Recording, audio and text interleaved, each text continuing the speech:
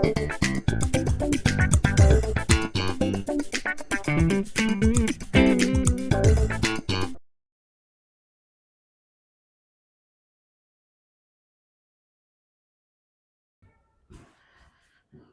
Achievers, आज हम discuss करने जा रहे हैं इलेक्ट्रोकेमिस्ट्री, जो आसर्सन रीजन सीरीज का आज का चैप्टर जो है इलेक्ट्रोकेमिस्ट्री। और इलेक्ट्रोकेमिस्ट्री का हम फर्स्ट पार्ट डिस्कस कर रहे हैं, ठीक है। और मैं हूं, जैसे तुम लोग पता है, मैं हूं प्रभास सर, तुम्हारे केमिस्ट्री टीचर। और इलेक्ट्रोकेमिस्ट्री फर्स्ट पार्ट में जो टॉपिक्स है वो कौन कौन सी टॉपिक है देख लो।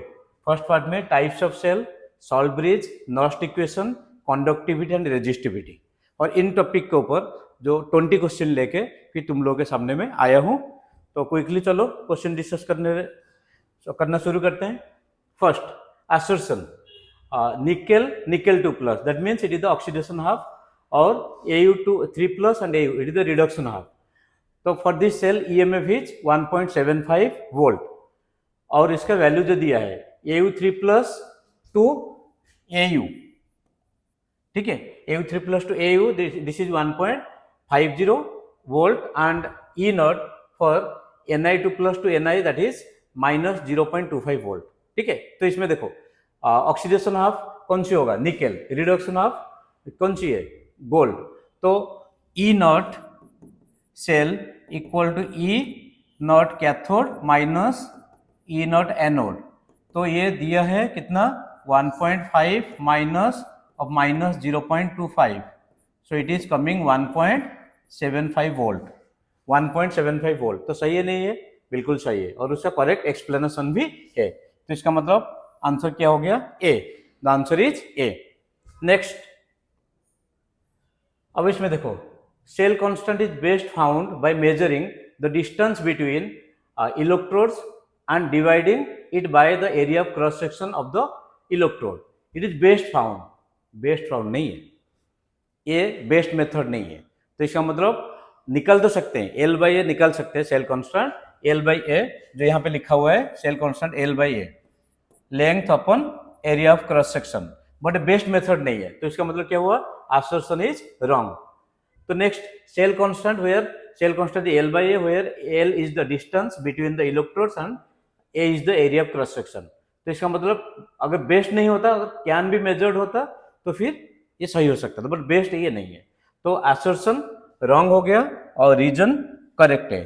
तो ऑप्शन क्या हो गया, डी। नेक्स्ट क्वेश्चन, और Daniel cell becomes dead after some time, बिल्कुल सही है। डैनियल सेल में क्या होता है, अगर उसमें वन साइड में, एक ही साइड में इलेक्ट्रॉन फ्लो होता है और दूसरे साइड में करंट फ्लो होता है।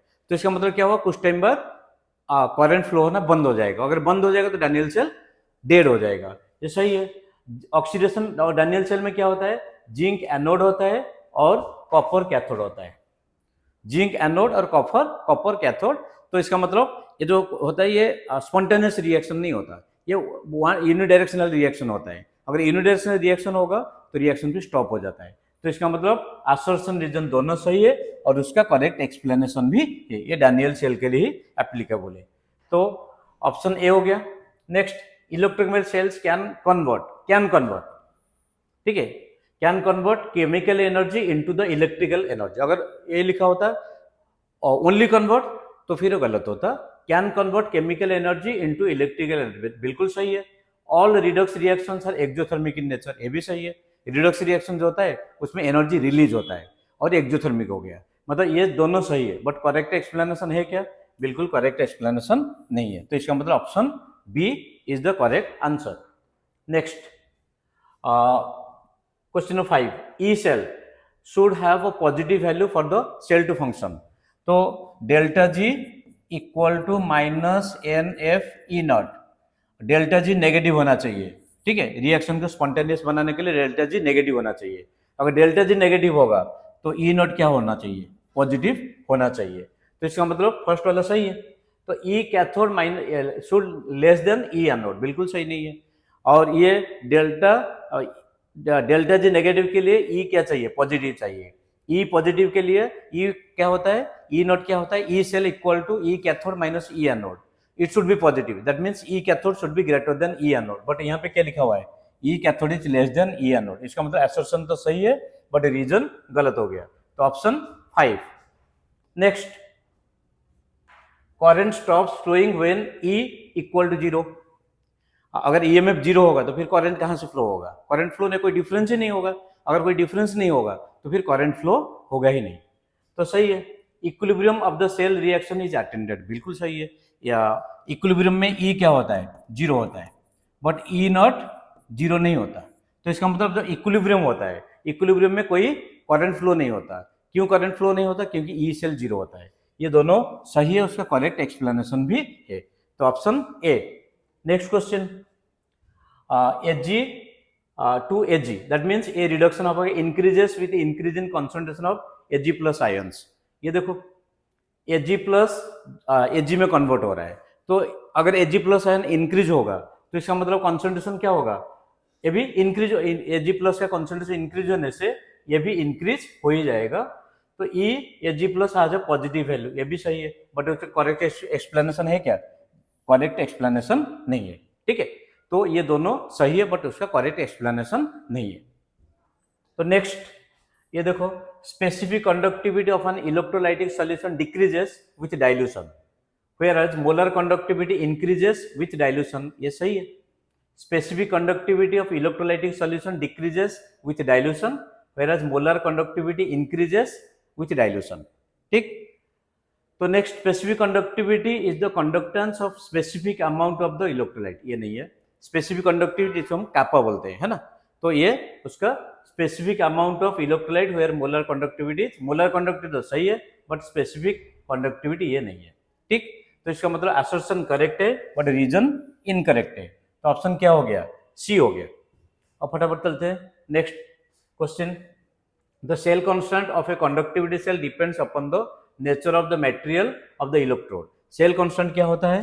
L/A। तो यहाँ पे लेंथ और एरिया, ठीक है, तो ये उसके ऊपर डिपेंड नहीं करता, नेचर ऑफ मटेरियल को डिपेंड नहीं करता है। तो ये हो गया assertion wrong. The electrodes of the cell are coated with platinum black to avoid the polarization effect, ये सही है।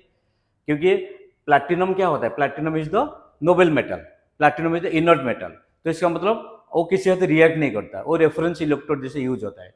अगर उसे प्लैटिनम ब्लैक से कोट करेंगे तो क्या होगा? पोलराइजेशन इफेक्ट का कोई फर्क नहीं होगा। तो असर्शन रॉन्ग है और रीजन करेक्ट है, तो 9 का क्या हो गया answer? D.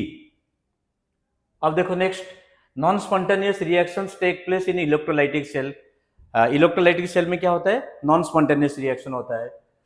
In an electrolytic cell external source of voltage is used to bring about chemical reaction, ये भी सही है। और नॉन स्पॉन्टेनियस रिएक्शन है तो अभी हम एक्सटर्नल वोल्टेज यूज करते हैं, तो इसका मतलब क्या हुआ? उसका करेक्ट एक्सप्लेनेशन भी ये हो गया। बोथ असर्शन एंड रीजन सही है और उसका करेक्ट एक्सप्लेनेशन भी है।